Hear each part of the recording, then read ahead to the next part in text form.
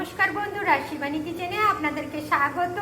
আজকে আমি চিকেন পোস্ত করব। এই চিকেন পোস্ত করার জন্য এই দেখুন হাফ কিলো চিকেন নিয়েছি, সাথে 25 গ্রাম পোস্ত নিয়েছি, আর গোটা ধনে, গোটা জিরে আর গোটা শুকনো লঙ্কা, সাথে গোটা আলুকে কেটে নিয়েছি, আর পেঁয়াজ কুচি কুচি করে নিয়েছি, আর আদা রসুন বেটে দেবো।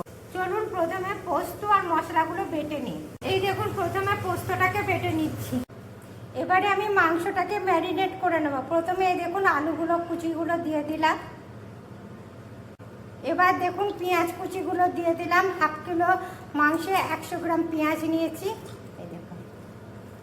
এবারে এর মধ্যে পোস্ত, গোটা ধনে, গোটা জিরে আর শুকনো লঙ্কা বাটা করে দিয়ে দিলাম।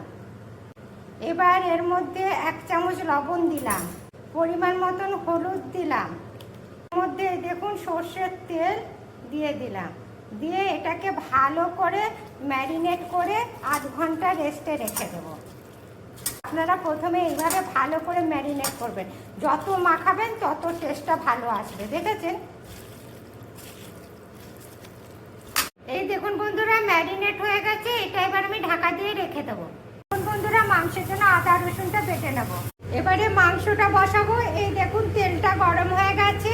এবার এর মধ্যে এই দেখুন খাড়া মশলা দিয়ে দিলাম। মশলাগুলো যাতে না ফোটে ওই জন্য একটুখানি হলুদ দিয়ে দিলাম। দেখুন বন্ধুরা, মশলাটা আর লঙ্কাটা ভাজা ভাজা হয়ে গেছে। এবার এই দেখুন ম্যারিনেট করা মাংসটা দিয়ে দিলাম।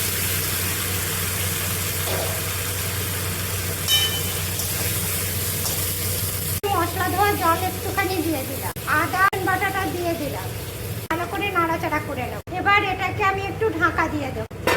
দেখি মাংসটা কত দূর হলো, খুলি আমি ঢাকাটা। বাহ, কি দারুণ মাংসটা হয়েছে, দেখেছেন? আর বাটা মশলার স্বাদই আলাদা। এবার আর একটুখানি কষিয়ে নিয়ে এটা আমি জল ঢেলে দেবো। দেখেছেন কি সুন্দর রংটা হয়েছে, আমি কষাটাও কত সুন্দর হয়ে গেছে, আর কি দারুণ গন্ধ উঠছে। দেখেছেন বন্ধুরা, মাংসটা কষা হয়ে গেছে। দেখেছেন কি সুন্দর তেল বেরিয়ে এসছে। এবার এর মধ্যে আমি এই দেখুন জলটা গরম করে রেখেছি, এই গরম জলটা দেবো। ঠান্ডা জল কিন্তু মাংসতে দেওয়া যায় না, তাতে টেস্টটা ভালো আসে না।